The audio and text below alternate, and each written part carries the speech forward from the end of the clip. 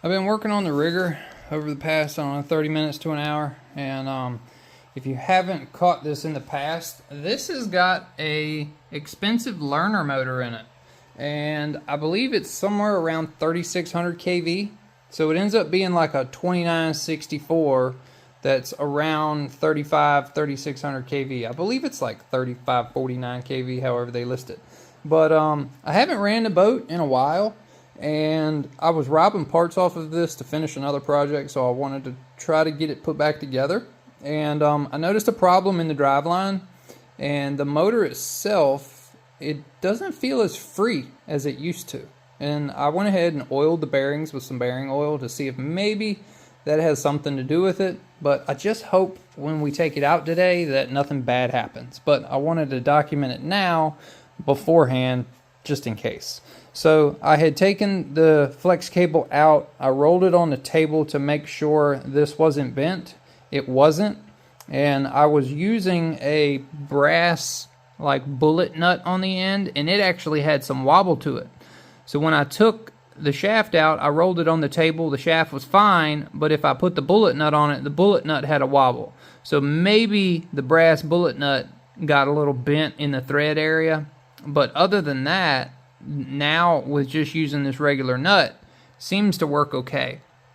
So I got a new servo arm on, got that done. I straightened this because it did have a kink in it in the past, trying to manipulate it in a way to make it work. So being that the cable for the rudder is straight, it should give me a little bit more strength and less flex, you know, because I was having a tough time with it turning. But I've yet to take this boat out with the learner motor and try to get some high numbers. Now, we have had this rigger do 91 miles an hour. And my goal is to beat that. My goal is to take a cheap $40 Chinese wooden rigger kit and get it to 100 miles an hour. And I know that I did 91 with a 4200 kV TP motor, and I just wanted to see what I could do, you know, with some other motors. So I've got the learner, and I've got a 10-shock motor for this in the future. So enough of me talking about it. We're going to head on out to the pond, and we're just going to see what kind of numbers we can get with this today. All right, well, the last couple times we've come out here, actually been to a pond in general, it's been windy. And today is no damn exception.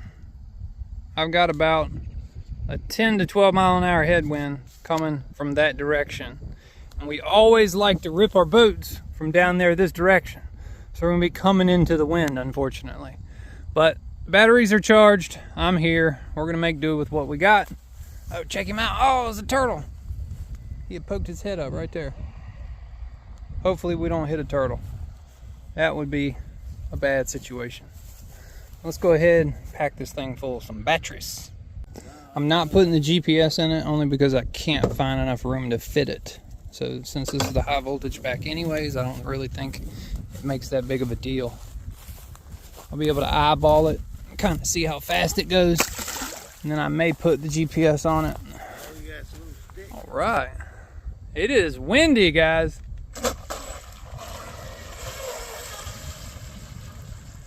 See what we need to do with that steering. Yeah, the wind is absolutely terrible.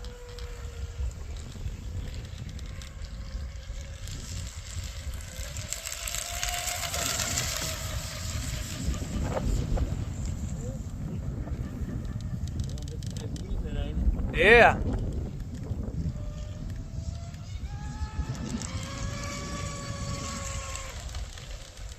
Into the wind.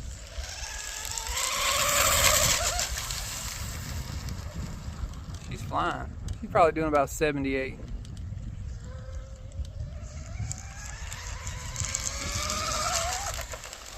Uh-oh.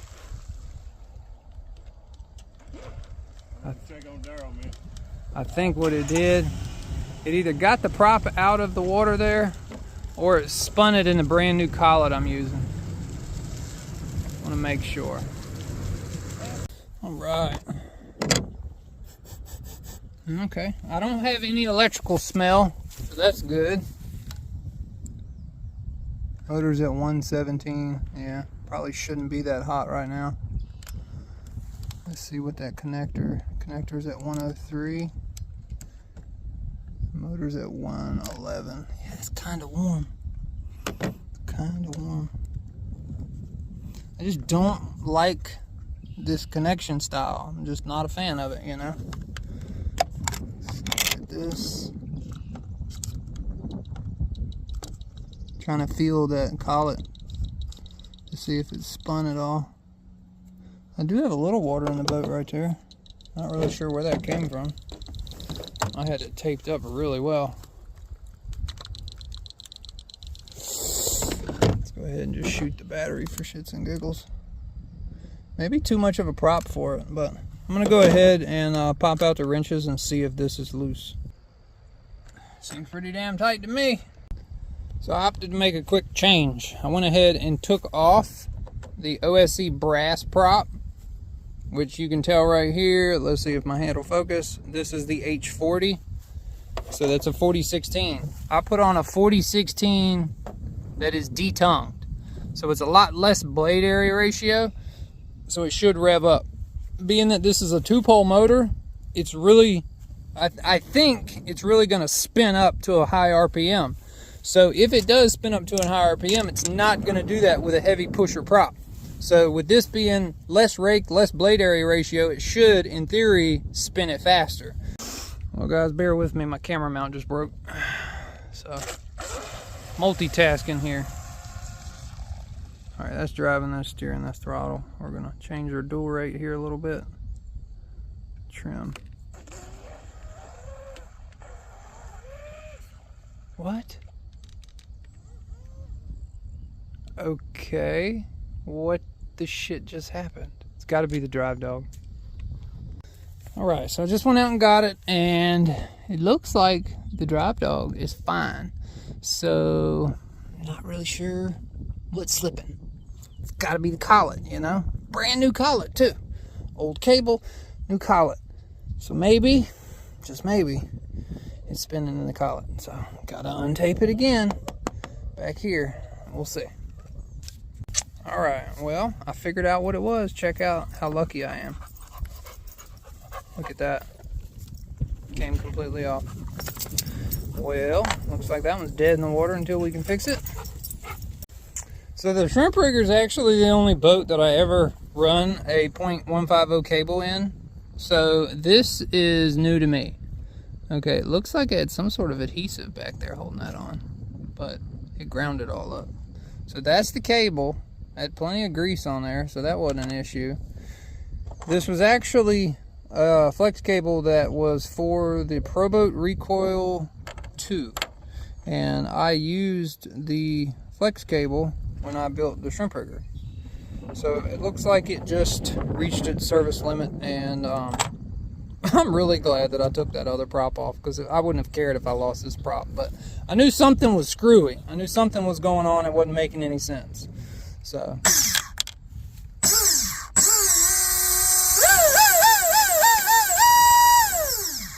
Yeah.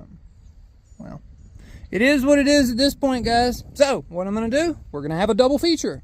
So you saw this run terribly, but that's just part of the thing. Like, I have had 15 to 20 runs on this boat on a used cable and everything good, so I can't complain.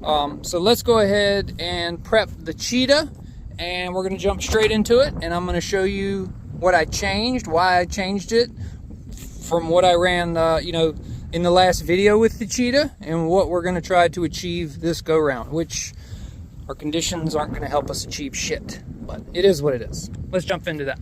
So the last time we ran this, got the highest PB of 91 miles an hour. So tied with the Shrimp Rigger, right? Kind of ironic. So I did that with 42 millimeter high rake brass props from Offshore Electrics.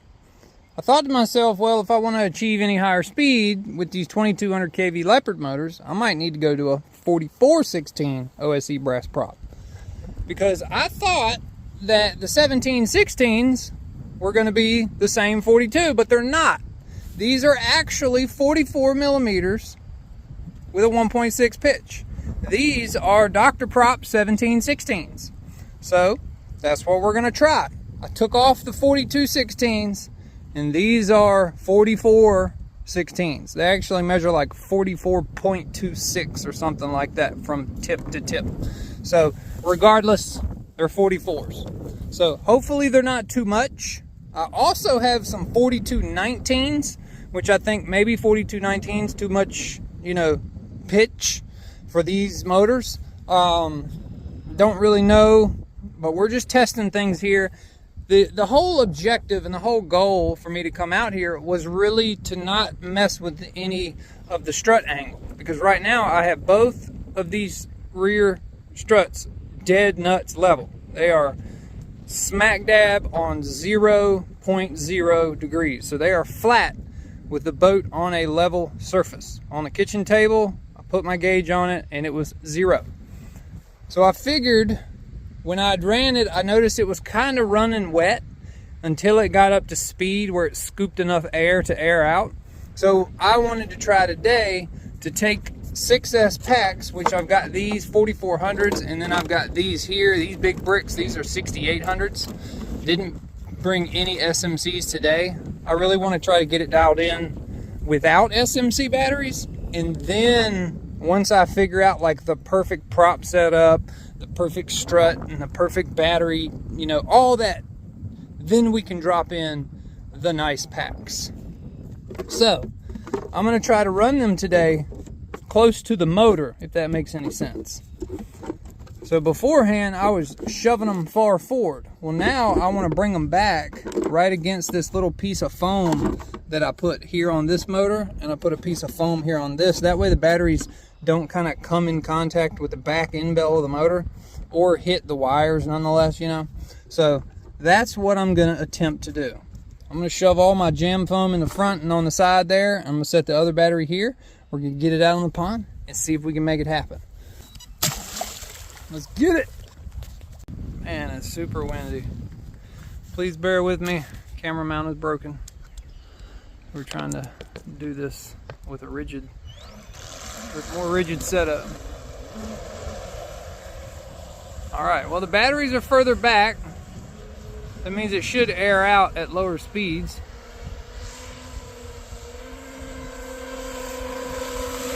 All right, I got cooling over there. Check and make sure I got cooling. And I got cooling there. So that's nice. Let's do a hit and see what happens.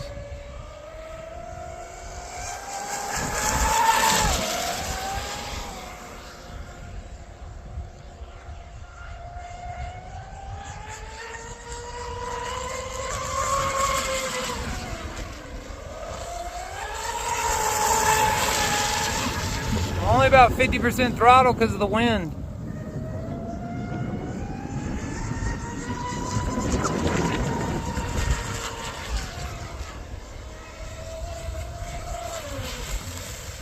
Gust of wind right now is just killing me, man. It's so aggravating. Alright, I'm gonna let the boat cool down for a minute. WFly says only did 61, but I'm sure you can hear this wind in the audio of the video right now. It's terrible, dude. Just looking at the water, and it's blowing right through here. I mean, it's coming straight from there, just hammering me here. Like over at that corner of the pond, we're all right, you know, but we need the entire pond here. Whew, old gale force winds out here.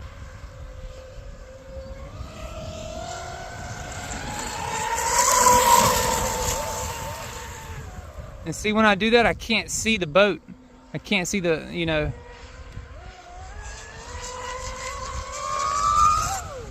Ooh, that was a gnarly crash. Gotta go get it.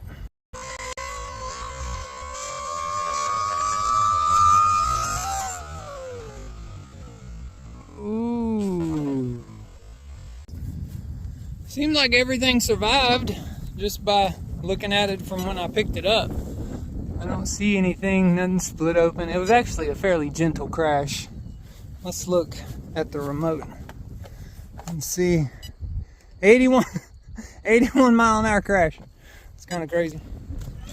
All right, well, it seems like when I crash, the wind goes away, but when I get up here to run, the wind picks back up. I'll do a couple hot laps here.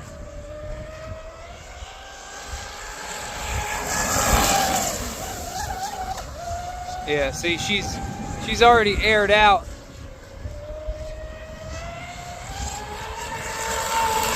Like right there, I don't know if y'all can tell it, but she's so light on the nose. And I know that's good for speed, but even right there, I'm probably doing like 50. Yeah, she's light, super light, going away from the wind.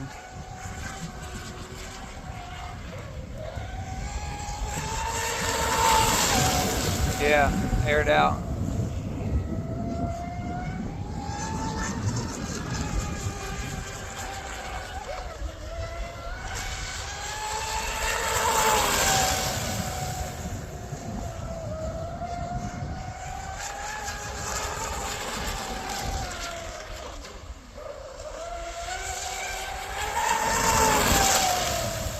All right, that should be enough to have these batteries near storage charge.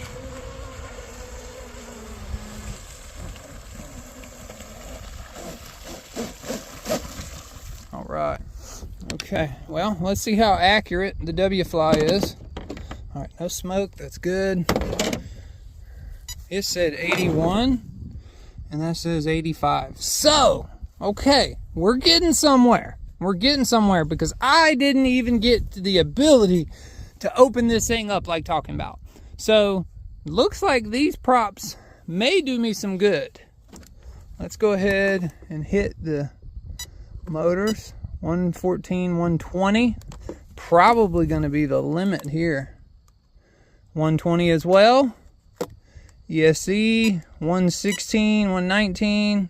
Capacitors, 132. Let's do, oh, look at that, the bullets. Ooh, they're starting to melt the stuff. Yeah, I need to do something about that. That'll mess the damn ESC up in a heartbeat. 116, 124. So honestly, they're running right side by side with one another. Motor, batteries, everything so far is like 120 to 130. Not bad. And seemingly cool 85 miles an hour with an awesome flip. So we'll call that a 75 mile an hour flip. Because before it flipped, I looked at the GPS and it was at 81. So, doesn't really matter. Like right now, the wind is subsided to maybe 5 miles an hour instead of 15. Kind of crazy. But the foam did a really, really good job.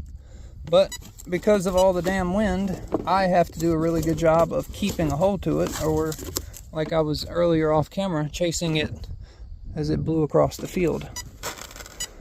It's kind of funny, all the stuff you don't see. But, okay, I'm going to go ahead and we'll unplug these, and we'll check the voltage in them, because they're quite warm. I'm betting 379. Alright, this is battery test. 378, 7978, 78, 7978. Oh my god, right on the money, dude. That's a freaking killer. These batteries are actually really good. Very satisfied with them. Now, they can't handle what we do to the SMCs, but so far no other brand has been able to handle that. But I will say these kind of almost nearly outperform these bashing batteries. They're both equally as expensive, but for the size and the C rating of these, look at how much smaller that battery is, you know. 4400 versus 6800, that's a big difference.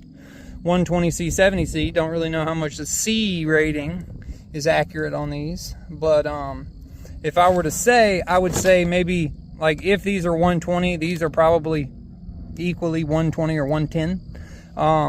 But for them to say that they're 4400, I do get a relatively long runtime out of them for the size. So that's what I like about them. And also the fact that I got them for free. You can't complain about that. But, okay, let's go ahead, jump away from all that. We're going to go back with these bashing packs I gotta let the system cool down. So we're gonna wait about 15 to 20 minutes. I've got my little squirt bottle. I'm gonna start running some coolant through these. And if I have some heat shrink, I'm gonna go ahead and pop some heat shrink, or at minimum, some electrical tape over these connectors. See how I did these? I think I'm gonna have to do the same over here. It's been about 12 minutes at this point, and I've got these right here covered. I don't have any way of heating them, so that should do. Got the Genzace big packs in there, and I've already ran 1 bottle of water through it. See it coming out. So that should help cool that motor again. And what I do is I'll do this about once every 5 minutes, because then the cold water that you run through it will sit there and absorb the heat from around the motor and through the ESC. That way it helps dissipate the heat, right? So if we come back and look, this was at 92 and now it's already at 90. And there goes my foam again. And this is already cooled down, so we're good on the ESC side of things. Okay, that motor is at 90 as well, so I think we're good to go. I'm not chasing you anymore. Okay, all right, let's go ahead and plug it all up and tape this puppy up. Oh, we got to turn this on. Always turn it off. Cool. Good deal. It's on 0. Let's go ahead and go in here where it says 81. Let's tap that. Let's go to reset. Let's reset it. Let's go back, and we're at 0. Sweet! I just wanted to show you, reiterate this. I have about 1.5 inches of gap now. Before, we had about a 1/2 inch of gap with the light batteries. Now I've got about whatever the width of this jam foam is. And I've got the same amount up front, so the batteries can only go so far forward. So they are pushed as far forward as they'll go. And then I've got this pinwheel foam situation going on back here. Some pieces, you know, trying to fit those batteries in there. There is no extra room. If there was 100%, these are 99. So nothing bigger's getting in. I was gonna say, seemed like the wind subsided a little bit, which I still think it has, but everything looks good here. Okay, one-handed launch. All right, good to go. Okay, let's see here. See how we do. Make sure. Okay, dual rate's still good. I can already tell as soon as it jumps off on plane how much more nose heavy it is.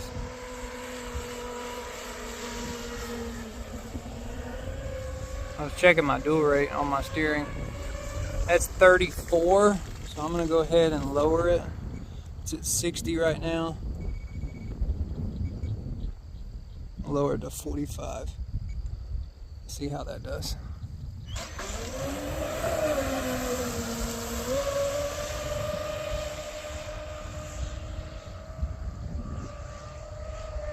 Oh, that's damn near perfect.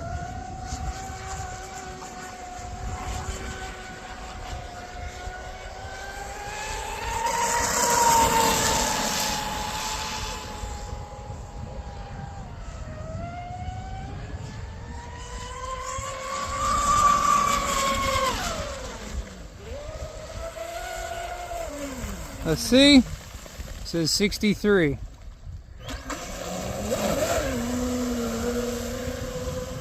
I'm really kind of like trying to wait for a moment where it's not stupid windy.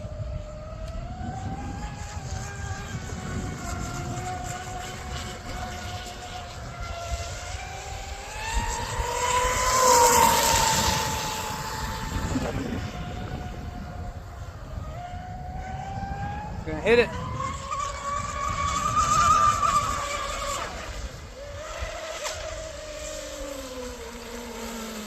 See what we did there? 70. Anything more than that, she's gonna lift up. So regardless of the wind, I think with these props, I'm gonna have to have a little negative angle. Just making these comments for my future, my future notes. I think what I'll do is I'll keep these Dr. Props 1716s on there, and I'm gonna do a negative 0.4 degree on the struts on the next go. That way I have just a smidge of down.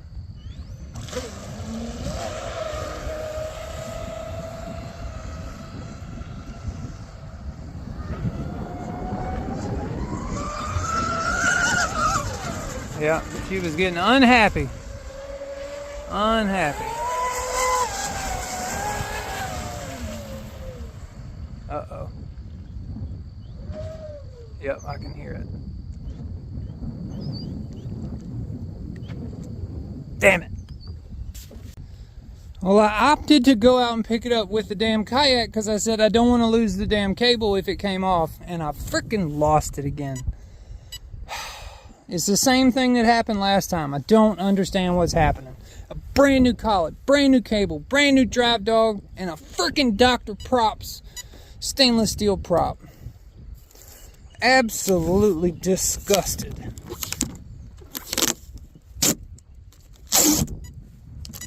Somebody had mentioned I should run shaft savers. And you know what? I'm going to run a freaking shaft saver. And I also know that they sell really nice 3-piece collets, and I'm thinking about switching to a 3-piece collet. Look at this shit. 91 miles an hour again. I didn't even flip it this time, y'all. I wasn't even able to get on with it. It's almost like a 91 mile an hour curse for me.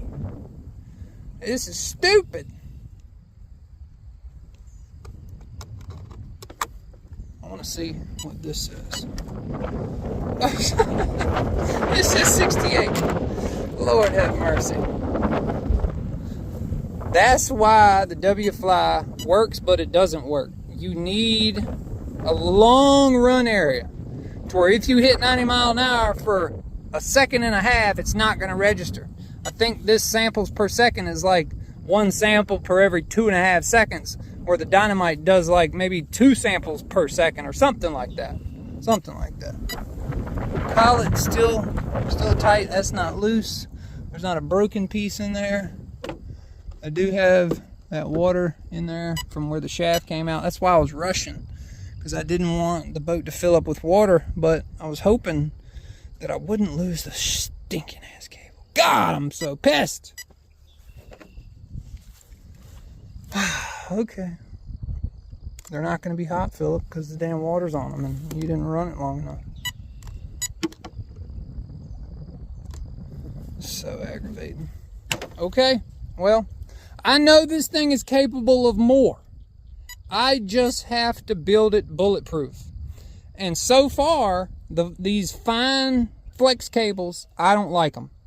The flex cable OSC sells that are like for this boat, when you get them, they're not a coarse cable.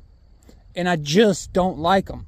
They kind of like deconform at the end. And even if you solder the end like I did, and you clean all the solder off and you make that end solid, it's got to be the collet. It's got to be these reverse rotation collets.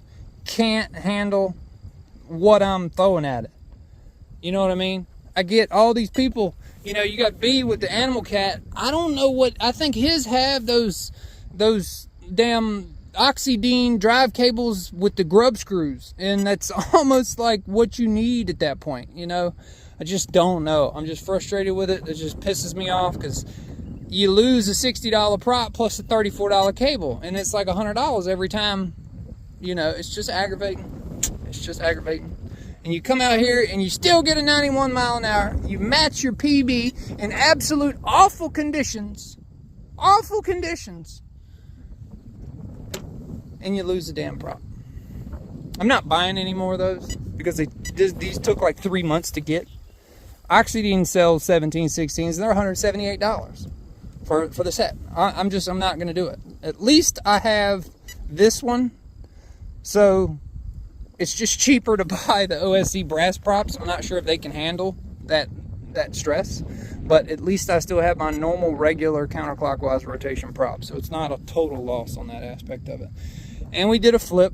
We didn't bust the seam, we didn't break anything, no electronic smoke, no nothing like that. So you know, you got to count your blessings. We're doing speed runs, and I've never achieved stuff like this. I'm trying really hard, and I'm not putting as much effort into it as others do. I just want you to know, this is not easy. Running fast is not easy. It is hard, and you have to have perfect conditions, which we do not have perfect conditions today. So it is what it is. All right, I'm going to go ahead and pull these batteries out and dump the water out, and we'll go ahead and check to see how much juice is still left on these things. All right, it says it is 394, 395, so not terrible. I'll still put them on decharge and drop them to 3.8. I just can't never get these to run a full stint. Last time I ran these, the damn shaft broke again, so almost like the batteries are bad luck and the speed 91 mile an hour is bad luck. So the day we actually do achieve 100 miles an hour, let alone anything over 91 miles an hour, is going to be a good day. But, so you might say to yourself, Philip, why don't you just buy a regular reverse rotation 3/16 cable? Because for the last 6 months, they've been out of stock. I would have bought one, and that was my whole intentional plan the last time, but the only reverse cable that I could find was the one that they've already pre-cut to this. And then the dilemma when I got it, it was like cut like 3 or 4 millimeters too short, which sucked. You know, like if you see the gap that I've got here, it's exactly 3/16 of a gap, when the one over here was more on the lines of like 5 mils of a gap, or I don't know, not even 5 millimeters, probably like 2.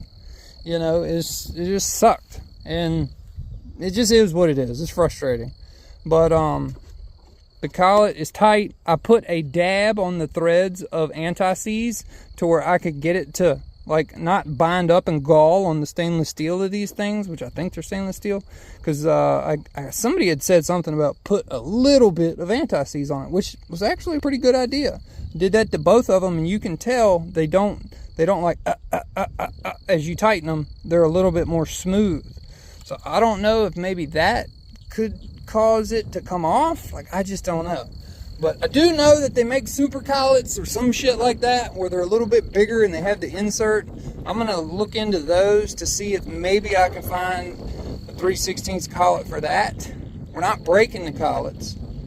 It's just crazy that it's literally pushing the boat forward and it's coming out. I just can't fathom it. Just can't fathom it. So I don't know, guys. I don't know. But it's been a long day. It's not been a good day of boating. But we have those days. So I've been very lucky and very blessed to have so many boats and so many times that everything just goes right.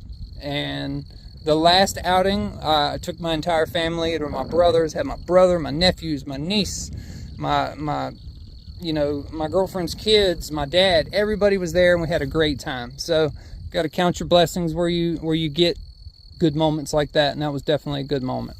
So, oh yeah, check it out. The heat closed up the heat shrink, so that was good. But we didn't ruin anything terribly.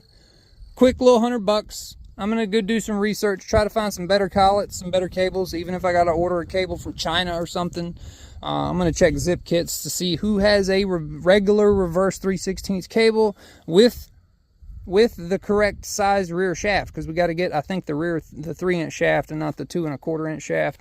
I don't know. I'll just pull out the regular cable there. I'll measure it, and then we'll order accordingly. But hopefully I don't have to get another one of those fine thread cables, because so far I just don't like them. That was the third one. I don't want to do a fourth one. So leave your comments in the comment section below to let me know what you think. Give me a little criticism, and don't beat me up too bad. We'll see y'all back at the pond another day. Peace.